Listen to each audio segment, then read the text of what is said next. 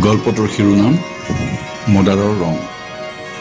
সেই আগৰে পৰাই এই দুখৰ ঠাই অতিক্ৰম কৰি যোৱাৰ সময়ত মনটো উৎফুল্লিত হৈ পৰিছিল তাৰ।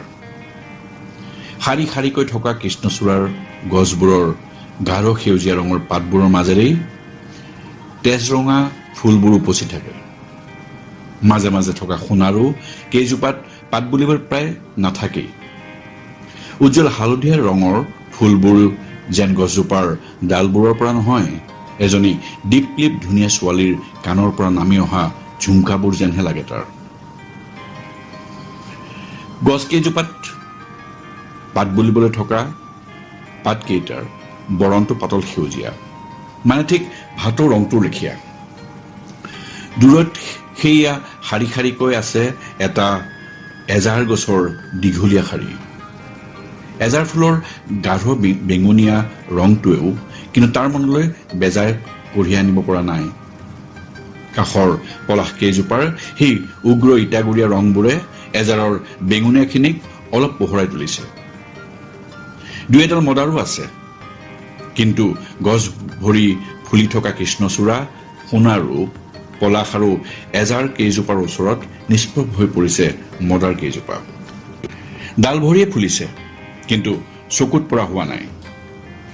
মদাৰবিলাকে নিজেইতো বুজি পাব লাগে সিহঁতৰ নিজৰ সেই অক্ষমতাৰ কথা। জাকৰ মাজত নিষ্প্ৰভ হৈ থকাতকৈ সিহঁতবিলাকেতো ফুলিবৰ বাবে আন এটা সময়ত বাছি ল'ব পাৰিলেহেঁতেন। কৃষ্ণচূড়া, সোণাৰু আদি ফুলাৰ সময়ত নুফুলি অকলশৰীয়াকৈ আন এটা সময়ত ফুলিবলৈ লোৱা হ'লে নিশ্চয় মদাৰ কেইজোপালৈকো পলক নেপেলোৱাকৈ চাই থাকিলেহেঁতেন সি। সেই সৰু সৰু ভাটৌৰ নাকটোৰ নিচিনাকৈ বেকা বেকা পাহিকেইটাৰে সৈতে ৰঙচুৱা ৰংটোৰে মদাৰৰ ফুলটো একো বেয়া দেখা ফুলটো নহয়, কিন্তু মদাৰে নাজানিলে কেতিয়া ফুলিব লাগে। আনক দেখি একেলগেই ফুলিবলৈ বিচৰাৰ বাবেই আজি নিষ্প্ৰভ হৈ পৰি ৰ'ল এই মদাৰ কেইজোপা, ঠিক তাৰ নিচিনাকৈয়ে। আনক দেখি দৌৰিবলৈ আৰম্ভ কৰা তাৰ কেৰিয়াৰটো সঁচাকৈয়ে নিষ্প্ৰভ হৈ পৰিল আজি। সেই শৈশৱৰে পৰা মাকৰ মাথোন এটাই হাবিয়াস, সি ইঞ্জিনিয়াৰ হ'ব লাগিব। তাৰ বাহিৰে আন একো কথাকে নুবুজিছিল তাৰ মাকে। সেই সৰুৰে পৰাই অংক পঢ়িব লাগিব বুলিলে কিবা ভয় ভাৱ এটাহে আহিছিল তাৰ মনটোলৈ। তাৰ আজিও মনত আছে মাকক সি বলিয়া কৰি তুলিছিল তাৰ অদ্ভুত প্ৰশ্নবিলাকেৰে সেই অংক পঢ়োৱাৰ সময়কণতে। সি বুজিবলৈ বৰ টান পাইছিল সেই একেই দুটা সংখ্যা এক, একৰ লগত এক যোগ কৰিলে হয়গৈ ২, একৰ পৰা এক বিয়োগ কৰিলে লিখিব লাগে ০ বুলি। একৰ লগত এক পূৰণ কৰিলেও এক হয়, আকৌ হৰণ কৰিলেও উত্তৰটো এক হয়। কিবা ওলট পালট লাগি গৈছিল তাৰ সেই প্ৰথম অংক পঢ়িবলৈ লওঁতে।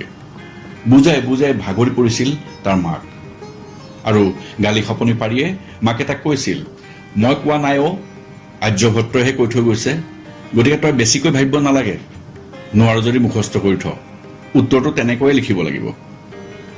তাৰ ফুকলীয়া মনটো বিদ্ৰোহী হৈ উঠিছিল সেই নজনা নেদেখা আৰ্যভট্টজনৰ বিৰুদ্ধে। পোৱা হ'লে দূৰৰে পৰা শিলগুটি এটা মাৰি সেইজন আৰ্যভট্টৰ মূৰটো ফুটাই দিবলৈকে মন গৈছিল তাৰ। সি ঠিকেই বুজিছিল। ডাঙৰ হৈ অহাৰ লগে লগে সি বুজি উঠিছিল যে তাৰ দ্বাৰা অংক নহ'ব, কিন্তু মাকে বুজিব বিচৰা নাছিল। ইঞ্জিনিয়াৰিঙত ছিট ল'বলৈ হ'লে অংক পাৰিবই লাগিব, সেয়েহে টিউশ্যনত দিছিল তাক মাকে। আৰু টিউশ্যন কৰি কৰিয়েই যেনে তেনে মাথোন ৫০টাহে নম্বৰ গোটাব পাৰিছিল সি হায়াৰ ছেকেণ্ডেৰীৰ গণিতৰ পৰীক্ষাত। সঁচাকৈয়ে যেন মদাৰ হৈ পৰিছিল সি। হায়াৰ ছেকেণ্ডেৰী পৰীক্ষাৰ ৰিজাল্ট দিয়াৰ কিছুদিনৰ পিছতে অল ইণ্ডিয়া ইঞ্জিনিয়াৰিং এণ্ট্ৰেন্স এক্সামিনেশ্যনৰ ৰিজাল্ট দিছিল। ব্ৰহ্মপুত্ৰ বৰ্ডৰ এক্সিকিউটিভ ইঞ্জিনিয়াৰ শৈলেন বৈশ্যৰ ডাঙৰ ল'ৰা সি। দেউতাকৰ অফিচৰ গাড়ীখন ময়ে চলাই আছো যোৱা প্ৰায় ১২টা বছৰেই। আজি তাৰ ইঞ্জিনিয়াৰিঙৰ এণ্ট্ৰেন্স পৰীক্ষাৰ ৰিজাল্ট দিব।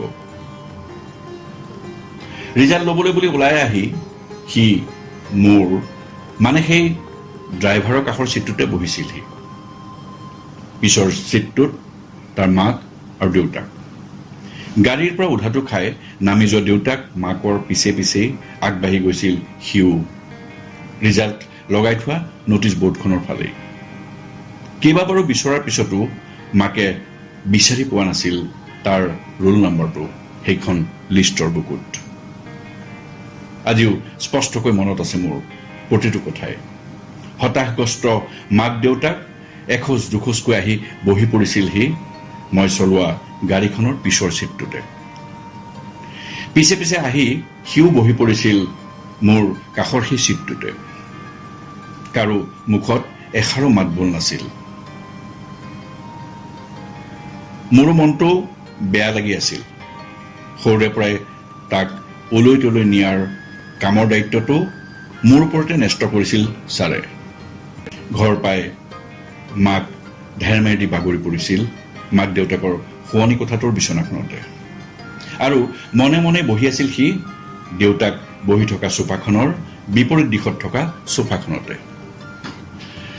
বৰ আদৰেৰে সজাই পৰাই ৰখা মাকৰ ড্ৰয়িং ৰুমটো যেন নিষ্প্ৰভ হৈ পৰিছিল তাৰ উপস্থিতিৰে তেনে এটা ভাৱেৰে বুকুখন মুচৰি উঠিছিল তাৰ বেছ কিছু সময়ৰ আমনিদায়ক নীৰৱতাখিনি ভাঙি অৱশেষত দেউতাকে তাক সুধিছিল কি কৰিবি এতিয়া কিছুবাৰ মনে মনে থকাৰ পিছত সি কৈ উঠিছিল হিষ্ট্ৰীত অনাৰ্ছ লৈ BA পঢ়িছিল সি আৰু ডিগ্ৰীটো পাছ কৰাৰ পিছত আকৌ এবাৰ সি মাকৰ কথামতে কোচিং লৈছিল ACS পৰীক্ষা দিবৰ বাবে ৰিটেন আৰু ভাইভা দিয়াৰ পিছত আজি ৰিজাল্ট দিলে পুৱাতেই দেউতাকৰ গাড়ীখনতে মোৰ লগতে গুৱাহাটীলৈ বুলি আগবাঢ়ি আহিছিল সি ৰিজাল্টটো ল'বৰ বাবে জীৱনৰ বেছিভাগ সময় অংকৰ লগত কৰি থকা যুঁজখনেৰেই পাৰ হৈছিল তাৰ ডিগ্ৰীৰ পৰাহে সি ভাল পোৱা হিষ্ট্ৰীৰ বিষয়টো পঢ়িবলৈ সুবিধাকণ পাইছিল সি কিন্তু সি বুজিছিল যে